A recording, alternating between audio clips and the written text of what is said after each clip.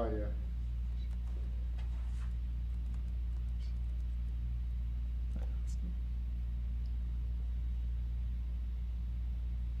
Yep, You live? it says it is, yeah. Okay.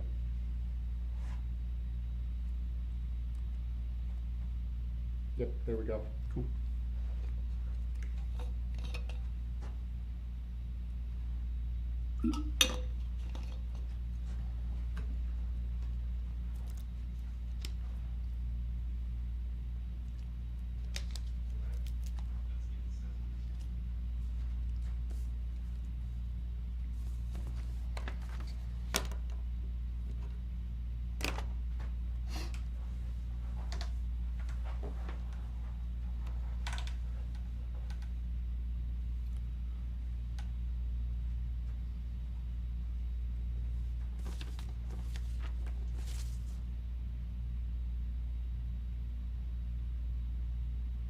We're good? Okay. All right, good evening, everybody, and welcome to this team overview presentation. Don't want to take too much of your time, but appreciate you being here and taking some time out of your evening away from your families to catch up with where we are as a program, what's coming up this year, and hopefully get a nice little overview that sets up into the rest of the meetings that are coming up this week.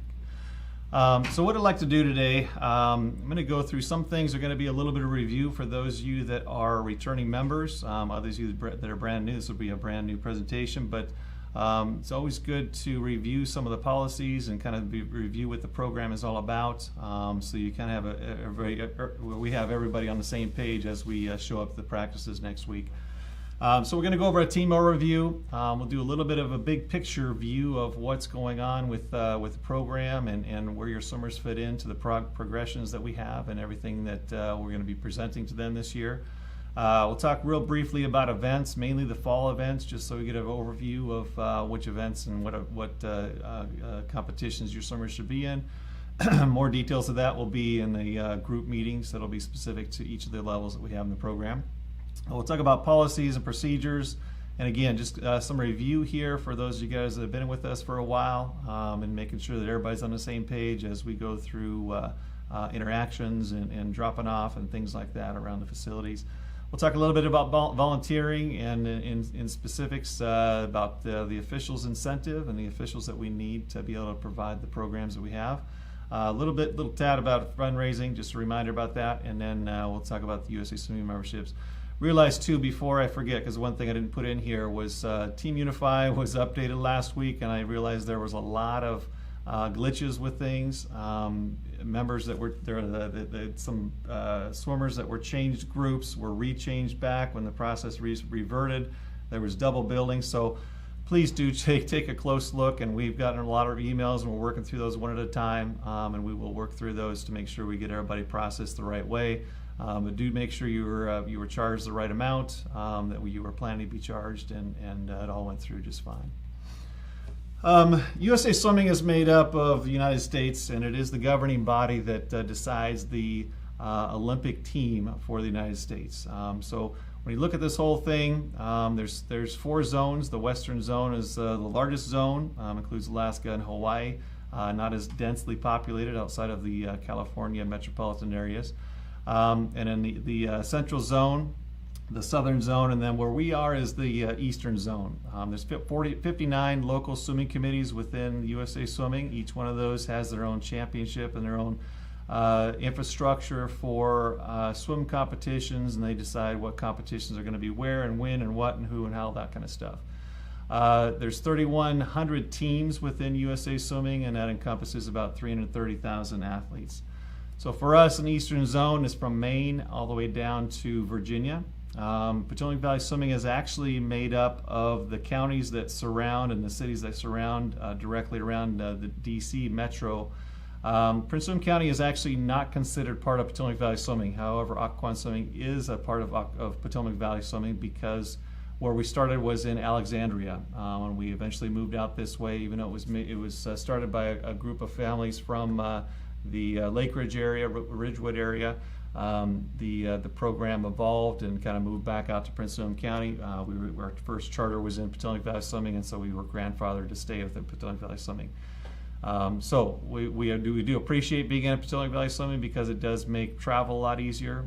We just have the tip in all of DC metro area for a lot of our competitions, and then Virginia is a lot more broad and for a little further distance to be traveled if we were in Virginia Swimming.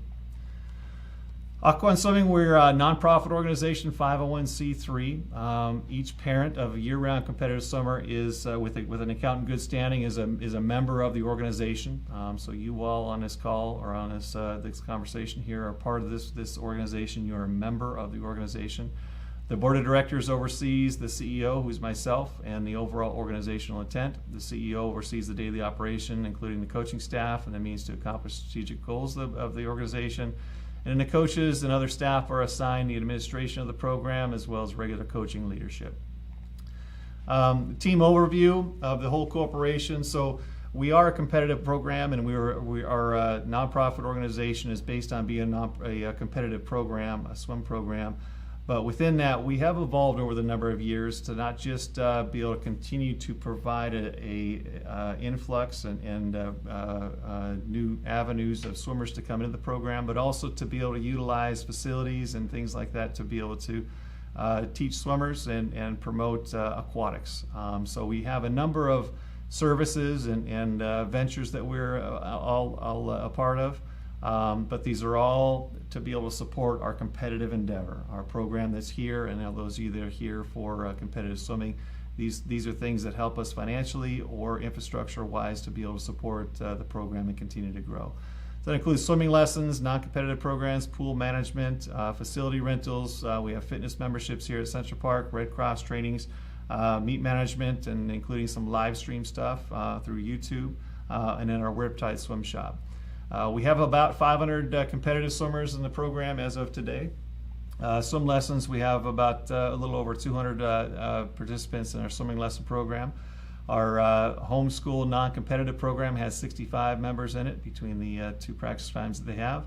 High school prep, we have 34 swimmers, and then speed squad, we have 88 participants. So overall, we have about 800 participants that we plan to service over the course of the season, and that doesn't include memberships and other things that we have here, but these are the participants in the programs that are listed there. For staffing, we have 10 full-time coaches. There's 7 part-time coaches. We have 19 swim instructors, and there's seasonal lifeguards and also year-round lifeguards that we employ to be able to support the Central Park Aquatic Center and other things we have going on. And we have our Riptide and our admin staff that are another five members that help us out with things there. Mission of Aquan Swimming is to develop the character traits and technical skills, work ethic, and intense desire necessary for maximal realization of each individual's potential, both as a person and as a competitive swimmer. So again, regardless of what aspect we are in, we are supporting all of the things that we are trying to do, which is to help build the kids up to become the best version of themselves they can possibly be. We achieve excellence through individualized growth and team unity by providing quality leadership and instruction. We maintain a safe environment where every swimmer is encouraged to build friendships, hard work, and have fun in the process of their development. We provide motivation, discipline necessary to develop skills, and self-esteem, resulting in a winning experience. Our coaching values, we meet as a coaching staff regularly, and also just had a lot of trainings that we went through last week. But our 6 main priorities here that we value as we make up the practices and work with the kids and have communication that comes out to you guys. Number 1 is respect, also integrity, positivity, and speaking positively around everybody. Having a purpose for everything that we do and everything that we say and everything that we're giving to the kids, to have a purpose for helping the kids to become their best. Leadership and providing structural discipline and promotion of our ideas through being strong leaders by example. And an excellence and relentlessness, always trying to find new ways and always pushing the boundaries to what we can accomplish as a program and as an organization. The board of directors is there to ensure myself as a CEO is provided with the policies which prescribe the organization's ends to be achieved. The board does not have a daily active role in operations of the team. As such, do please direct, and this is the difference between USA Swimming organization like us and a summer league organization. These members are here to help guide the program, but they don't have a daily active role. So direct your questions to myself and to the other staff that have specific roles, so that they can help answer your questions. However, if you ever have anything that you need to address at the board level, they are there for you. You can address all of them at OCCS board at swimoccs.org, and that will go directly to these 7 members of our current board of directors. Can't tell you how excited I am and respectful I am of the coaching staff that we have. We have, I would say, the best coaching staff that you can find anywhere in this country of a lot of teams and a lot of coaches. We have some very passionate and compassionate, committed team players. They've done a lot to build the program up to where it is, and they're all in. They give their life and blood to making sure that the kids are taken care of, and that the program continues to thrive and grow and expand the way that it has. And I will say that no matter who's coaching a specific group, all the coaches have great training, and also all the tools that all the coaches have access to, whether it's other coaches or other things or other avenues. Is more so than any other program probably out there in the United States. A couple of team administrators that you want to keep in mind. Hannah Dean is in charge of the billing and payment processing, membership and account maintenance in Team Unify. So her role in the last few days has been very active with keeping up with all the emails and changes and stuff that happened with Team Unify. Kelly Call is there for general membership questions, apparel, team gear. She's the one that set up all the stuff here for you guys to come pick your team gear up and have that all set. So those are 2 people that you'll want to get a card out for and make sure you got the contact for them. Big picture, why do we put our kids in sports? I've got 2 kids and kind of just brainstormed a few reasons why I think we as parents look for ways for our kids to get involved with stuff. And one is fitness, and stuff like swimming is specifically. But fitness is a big part of it. Wanting kids to be fit and wanting them to learn how to control their energy and use that in a productive manner. Skill development, learning life lessons, feed a passion and competitive nature, and building friendships and coming together as friends and being able to have that ability to manage those throughout the course of time, and then providing life experiences, whether it's travel or just experiences of learning how to fail or failing or successes that come up with being a competitor.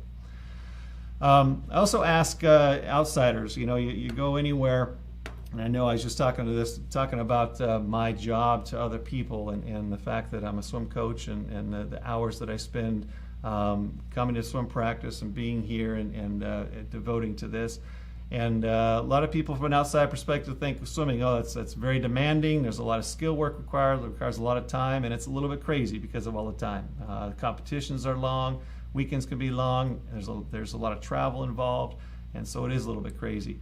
But our view of this is not the craziness of it, but the fact that all of these things do come into play. Yeah, it's physically demanding. There's a lot of skill work required. It requires a lot of time. But that's all to build and inspire and excel the physical and the character traits towards becoming the best possible student, person, and athlete that the kids can become. So that's what we're trying to strive for.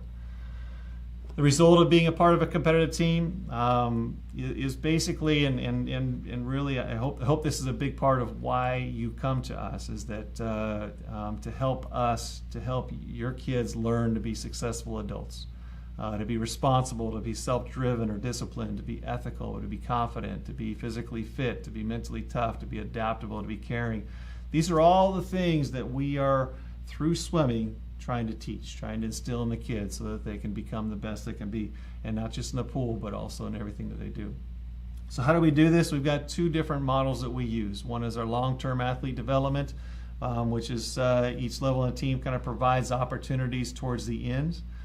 Some levels overlap. There's similar ages and grades, but part of the program, each part of the program serves a purpose to developing that long-term development that we want, so that by the time they graduate from high school, they've got the character traits that you want them to have to be able to go out there and be successful. We also follow USA Swimming Athlete Development Model, and it has 4 aspects to it. Competence, we'll talk about these in a second, not in too much detail because we'll talk a little bit more as we get to the group meetings. But competence, character, confidence, and connection, and how those connect to the daily operations that we have. Long-term athlete development is the planned, systematic, and progressive development of individual athletes. They're focused on what's best for the individual throughout their life rather than short-term gains and early success. The focus is on every individual to reach their potential. So we know that kids come in at different levels and different times within the program, and our goal is to instill and help them learn everything they need along the way, everything they haven't learned before they got here, and everything that they're going to need to be successful, so that when we do have those kids that come in and want to take this swimming thing to the highest level, that they have the potential to do that within our program. Long-term athlete development, though, when we think about this, we're trying to take the steps to progress an athlete at the right pace for them, to prevent injury. It'll keep the kids excited to be in the sport. Doesn't skip steps. And the analogy I'll give here is that you've got a very, very fast 8-year-old. All right, it's faster than anybody else in the country. But what comes along with that is that sometimes they don't have the capacity to be able to understand what it means to be the fastest person in the country, what it means to be the fastest swimmer in the area. And so it's like putting a toddler in a Lamborghini. They can go real fast, but they can't control what they're doing. And so sometimes they don't learn the process of working hard. Sometimes they don't learn the process of doing the skills right. They just happen to be bigger and stronger than a lot of other kids around the country. And in order to make sure that they get those steps, we've got these progressions to be able to give them a long-term development and also help them to be able to be successful along every age.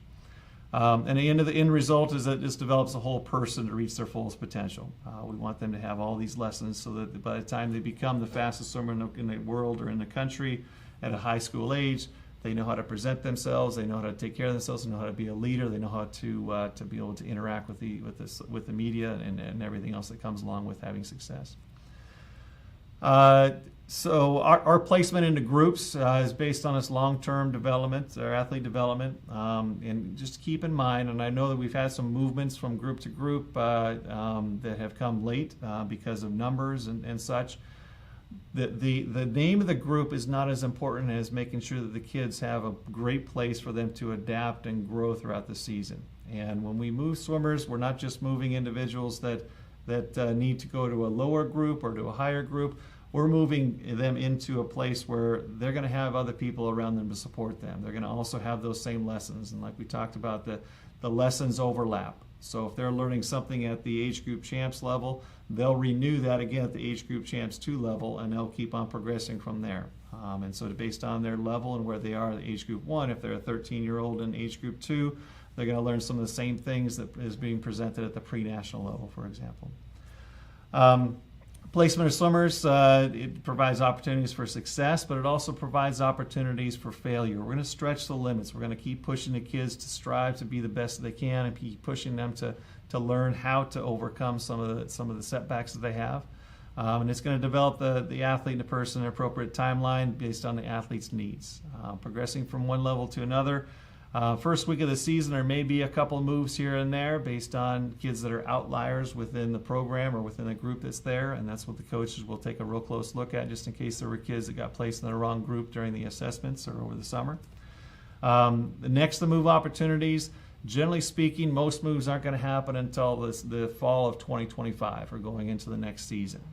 But if there are needs and there are things that have to be addressed or kids outgrow their current level, and they've outdone everything, and they've gone through all the maximization of that level, including coming to every single practice, working very hard in every single practice, and be able to do all the skills that are required. There could be moves in December after Christmas break, and there could be moves in April after spring break. But with that being said, each level within the program is meant to be a 2 or 3 year process. And we want the kids to be at a lower level so that they learn how to follow and learn how to adapt to the group and adapt to things. And we want them to be at the higher level of that group so they learn to be a leader, they learn to be an example, and they can maximize the use of each of those levels that we have. USA Swimming Athlete Development Model. So it's basically a blueprint that we have of 4 categories that helps us to provide the prescription of practices and utilize for each level within the program. And like I said, I'm not going to go into real detail, but these are basics of, we have 5 different levels within this that we talk about their competence that we're working on, their character traits that we're working on, their confidence, and their connection. And we've got kind of a template that we use to be able to provide those activities and be able to make sure that those kids, or each of the kids in those groups, are progressing through the competence, character, confidence, and connection within the program. And one of the ways that we're going to be doing this, and this is kind of part of the how, is that Coach Don, who's been with Occoquan Swimming for the past 16 years, he's got 40 years of competitive swimming experience, 25 years of head coaching experience. He coached and developed Olympian Jeff Rouse, among others, a lot of high-level athletes, including other Olympians. He's going to help us provide the structure and consistency between the team's objectives and working within each level of the team. So he'll help us you'll see him around at every single practice group eventually within a 2-week time period. Offering some guidance to the coaches, but also engaging with the kids and helping the kids to learn different aspects, whether it's through the athlete development model or test sets or just lessons to be able to share experiences that he has, and then also providing additional coach accountability to making sure that those tracks and those accomplishments are made throughout the course of the season to the coaches.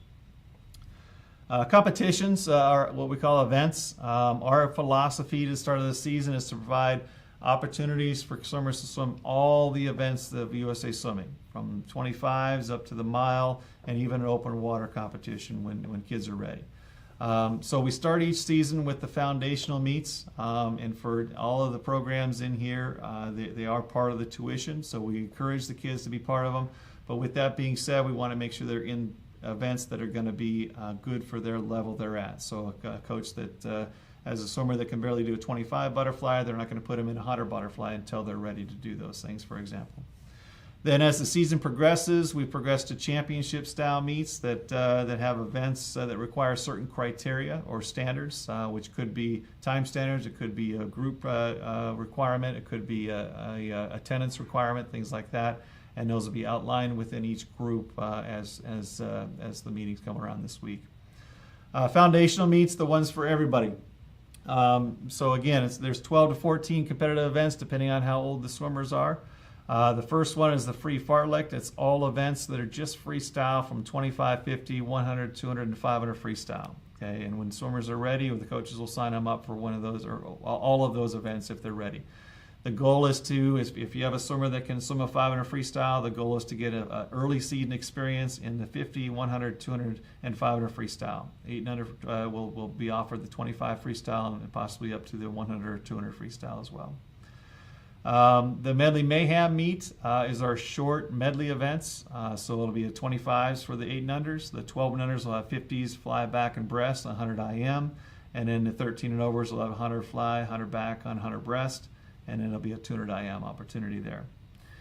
The distance challenge will be for some of the higher levels to be able to come in and do 1,000 and 1,650. We may also be offering a 500 freestyle alternative there for kids that didn't get a chance to do it at the freestyle fartlek that's earlier in the season. The medley extreme is the same strokes, but they're longer. So we're doing hundreds for the 12 and unders, 200 IM, and then a 13 overs offer a 200s of each stroke and a 400 IM. Then we get to the Fall Fest, which is a combination of, or basically a mixture of all the events except for the mile. There'll be 1,000 freestyle there, but not the mile. And that'll be an opportunity for the coaches to decide or the swimmers to decide what they would like to swim. It's a bigger meet. There's a lot more teams that come to that, and it's at the Freedom Center. So generally speaking, we usually are running 2 different pools at the same time. Other meets, the rest of the swim meet outlines will be shared during the group meetings that are coming up here later this week. Many of the other meets require qualifying criteria. Like I said, that could be qualifying times, could be attendance, could be practice groups, could be their age. We also have other events that will come up throughout the course of the season.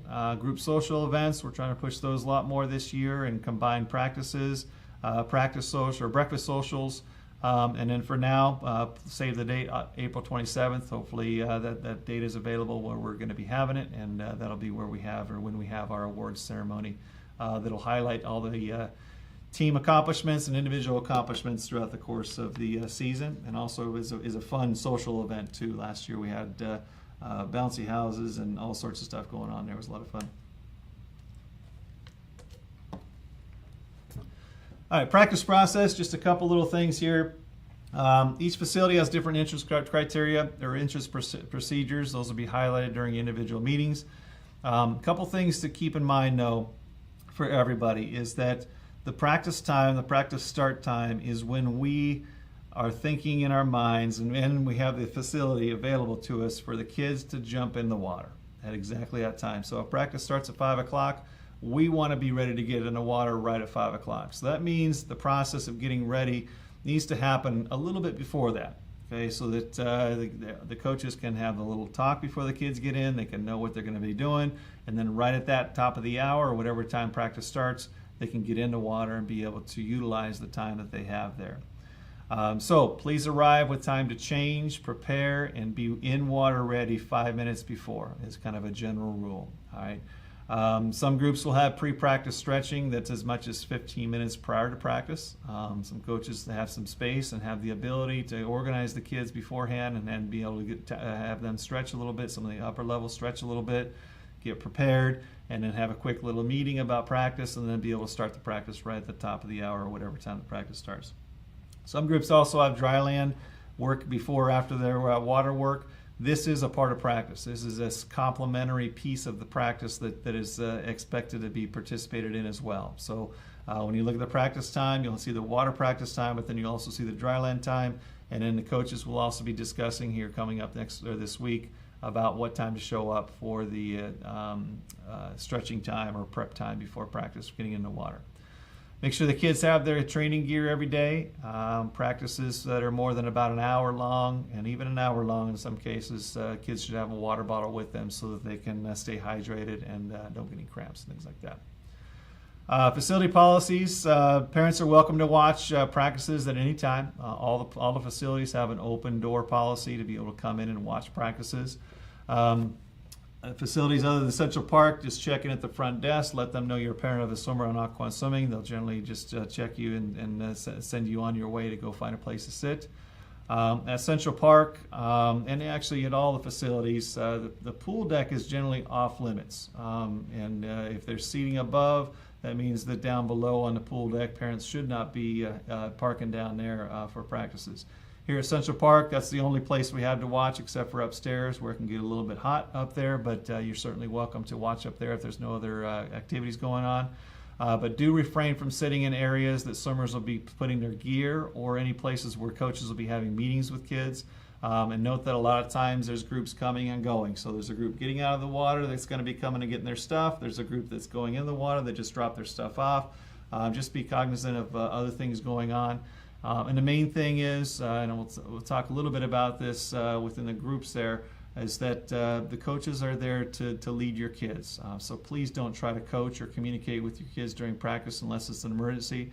You can't tell how many times that you're standing there as a coach and you're talking to all the kids and you got 2 or 3 parents that are trying to discuss something with their kids. It can be very distractive, and it's hard to be able to get the point across to all the kids if one person or 2 people are having side conversations going on. So please try to stay, and what I suggest is stay out of eyes distance of your kids and stay out of their eyesight so that they don't look to you. Let them focus on the coaches so that they can listen and follow directions that are coming from them. And then the last part there is that come to the facility, pick your swimmer up at the conclusion of practice. Make sure you have a specific plan for them to get dressed and out of the facility on their own. Some of the facilities will allow you to go in there and change your kids and everything. Others, we'll talk about here in a second, have little limitations on that. Drop-off pickup, please don't wait in the fire lanes for your swimmer entering or exiting the building. So at the Freedom Center, at the wharf, and even here at Central Park, we get a lot of complaints about the congestion that happens around there, and it can be very difficult for kids to find their parents, but also can be difficult to come across and turn around and get out of the parking lot when there's too many people parked in side spots within the parking lot. In addition to that, the fire lanes are a hazard at other facilities, and making sure that those are clear just in case there's an emergency at the facility. So park and either wait for your swimmer to come to you in a regular parking spot, or let them know where you're going to park, or go into the building and walk them to your car, which is the preferred method, so that you've got that connection with the kids, but also making sure that they get to your car safely. Parking lots can be very congested when you've got kids coming and going, especially as it starts getting darker out there. Please drive very, very slowly, and in CPAC, for example, just go in one direction, so counterclockwise around the median to be able to park. And just make sure you're watching for any cars or people that are moving throughout the course of the area, or throughout the area here. And also, as a reminder, parking in handicap spots is illegal, so please don't use those to pick up or drop off. It can be a violation. We don't control the other facilities we practice at, so there's generally going to be adults in a locker room with minors getting changed. So the recommendation is have a process outlined for your swimmer to get changed quickly, or just dry off, cover up, and go home. Even better, so that they can quickly get out and get out the door. But if they're going into the locker room, and I know we've had a number of incidents, not from our team necessarily, but from other teams, where there's been fighting and bubbles and all sorts of stuff going on in the locker room. Just make sure and we'll talk the same with the kids here at practices, but make sure they're respectful of of the facility they're in, and that they're using a facility and the bathrooms for what they're meant to do, which is not to play around in. Central Park, here at Lackawanna Swim Academy, we're bound by the USA swimming policies that discourage the mixing of adults and minors in the locker room at the same time. So if you need to help your swimmer get dressed, you need to use the family changing rooms, not the locker rooms. Now, on a one-off case, if you need to run in there and help your swimmer get something, or help them with something, it's not going to be a big issue.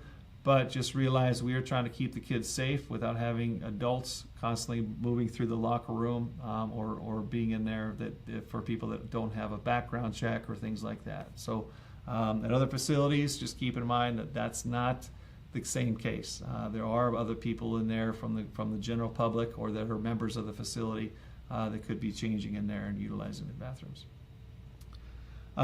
So that goes on to the next part, which is safe sport certification.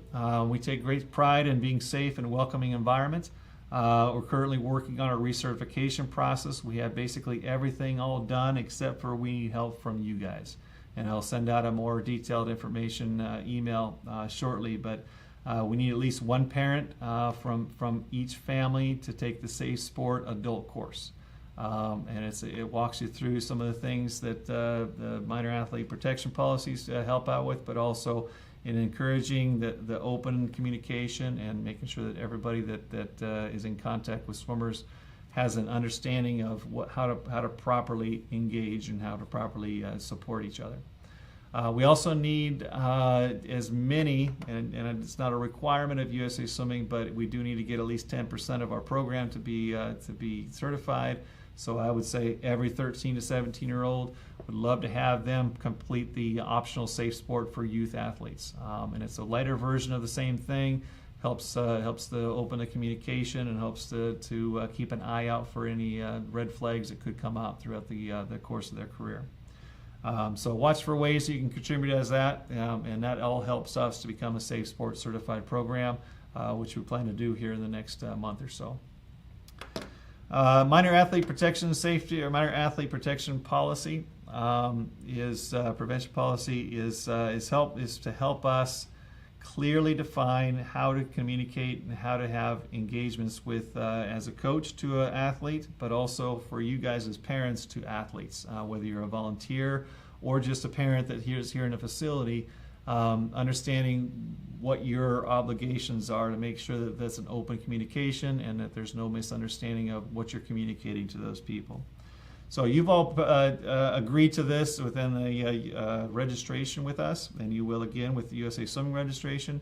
But as you come to swim meets, you'll see it come up again to sign the paper that says you understand that these are the policies and those are all available online.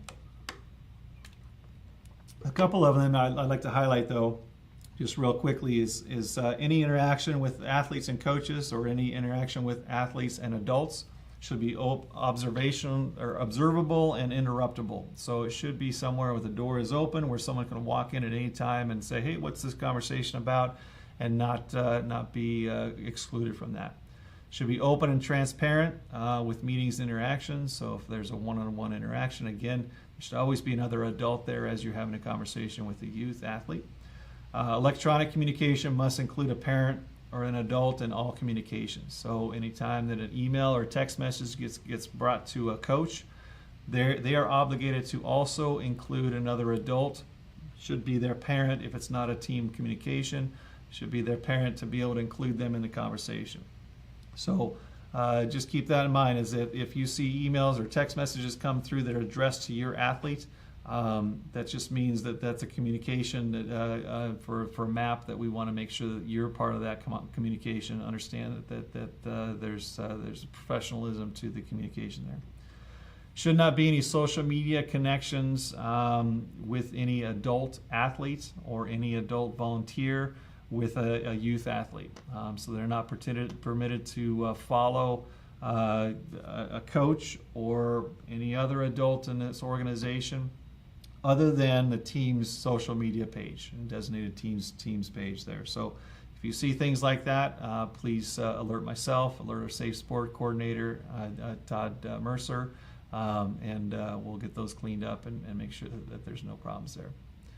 Bullying prevention, in a nutshell, we want to provide a safe, caring, friendly environment for all our members. And if bullying occurs, please don't hesitate to say something. If you see something or hear something, whether it's firsthand or secondhand, we are obligated to react to it and making sure that we keep a safe environment. And whether that's telling a coach, a board member, another mentor, another athlete to help support the kids to be safe and make sure that there's no bullying going on.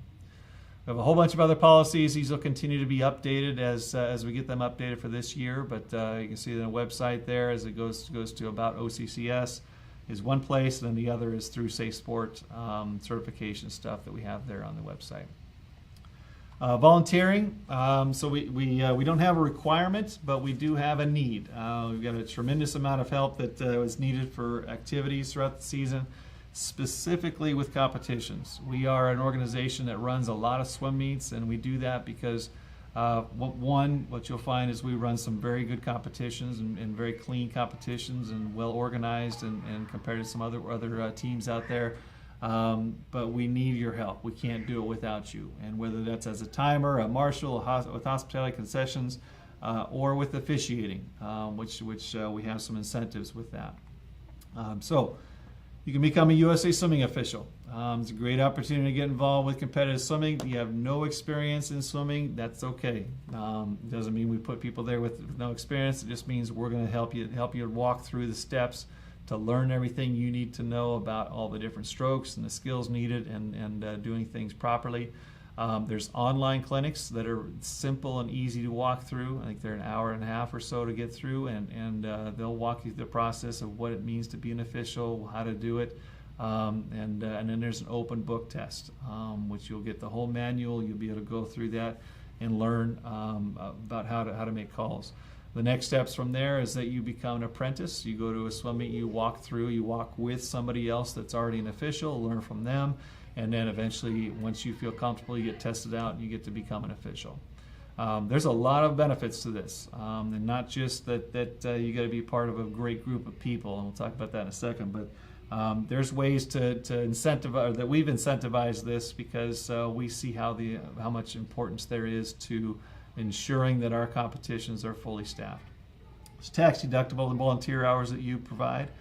Family incentives, we provide up to $500 off next year's tuition. If you have two parents doing it, that's $1,000. If you have 2 parents and a 18-year-old son or daughter that becomes an official, it can be even more. So you're going to meet lots of amazing parents. There's free travel to national meets, so once you get to the higher levels, If you want to be a higher level official, they can travel for free, even if that's a competition that your kids are attending.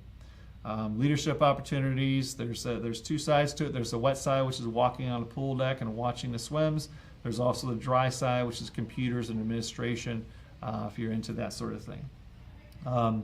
We've got an amazing tradition of providing and having a robust group of active officials. And we're able to, because we have this, we're able to run our own swim meets. And we're always able to provide officials to the meets that we go to. Because of that, we're very welcomed at meets. And we want to have that continued feeling as we go across to different meets all across the country. So we're always in need of more, and certainly would encourage any of you, if you got any experience or not, to watch for the emails that are going to be coming out. And I know we're going to have some other presentations that'll go through some of the details there as well.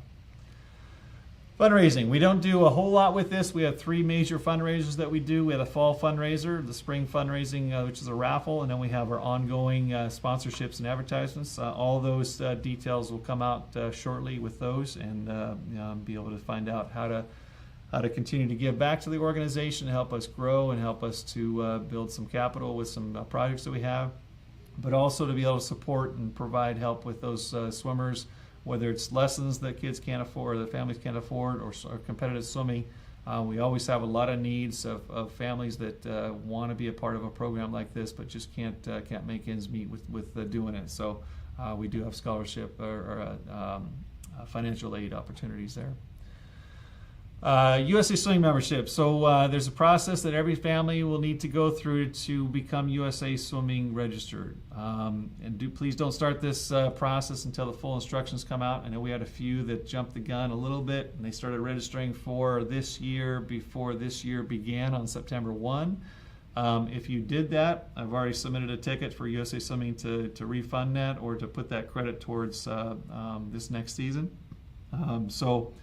Returning members don't need to complete this until November or December, so you've got some time on that. New members will need to complete this before their first competition. So you'll watch for an email, it'll have a link, and you'll set up yourself as the family, and then you'll set your athlete up in that same account. There's two options that you'll see available. One is for swimmers that kind of entry level, that maybe you don't know how many meets you're going to go to and you wanted to start off cheap. $30 for the year, or the premium membership, which is all the meets. Now you can't do the flex membership, the $30 membership, if you've already registered last year as a full premium membership. You'll have to do the premium membership. But if you're new to the sport and wanted to start off with that $30 one, you're more than welcome to. If you go to more than two, they'll just come back and say you have to re-up it, and it's just the difference between the two memberships. There's no penalty there. So what's next? We got a lot of group meetings coming up. See your swimmers coach for details. Hopefully they've sent that out by now, and you know the times and locations for that. One thing I will say, it's going to be a little bit hot. It's we don't have the best air conditioning unit, so when you get about 30 or 40 people in one room, in the weight room or in some of the side rooms, it's going to be a little bit warm. So maybe some of those meetings will be on the pool deck or in other places, but just note that it will be a little bit toasty. We're going to also try to put a lot of these presentations up on YouTube for you to have access to later on, so stand by with that. Otherwise, you got your gear pickup here at Central Park Aquatic Center. It's all ready for you, and you saw the assigned times. Certainly, if any of those times don't work for you, if you sneak in, nobody's going to kick you out of here. Just realize that there are some times that get a little bit more congested than others, and usually that's about between 5 and 7 o'clock in the evening. New parents, parents new to aqua swimming, I should say. We'll offer a new member meeting, which is going to be next Wednesday on September 13th. It'll be at 5 o'clock. We'll do it on YouTube. If you're here at Central Park Aquatic Center at that time, you're welcome to watch and listen online, and then come to me with any questions. I'll be around here at Central Park Aquatic Center after that time if you have any questions or want to talk. But otherwise, we'll be able to get more information for you about the processes and other intricacies about the program. These notes will be emailed out to you, and then we'll also post them in the notes section of the YouTube section here. Finally, last thing, all groups will start normal practice time next week. We got a lot of things that are going to be moving pretty quickly once we get going. We got swim meets back to back to back all the way through until December. Then we get a little bit of a break. I've got a full calendar that each of the groups will have during their meetings, so you'll be able to better plan out your season or plan out your family vacations, things like that. Around the competitions and around practices that we'll have off. There's some times that we're going to specifically take off practices that you'll see, and hopefully that works out for you to take some small breaks in there while continuing to offer the practices for your kids. I think that's all. I didn't give you my phone number in there, but I did offer the opportunity if you have any questions on email. It doesn't look like they had any come through tonight, but doesn't mean there aren't any out there, so please send them to me and let me know how I can help with answering those questions. In the meantime, have a great evening, and please let me know if there's anything that got unanswered here. And also look forward to seeing you guys on the next meetings that we have coming up with groups and with levels within the program. So have a great night, everybody, and we'll see you around very soon.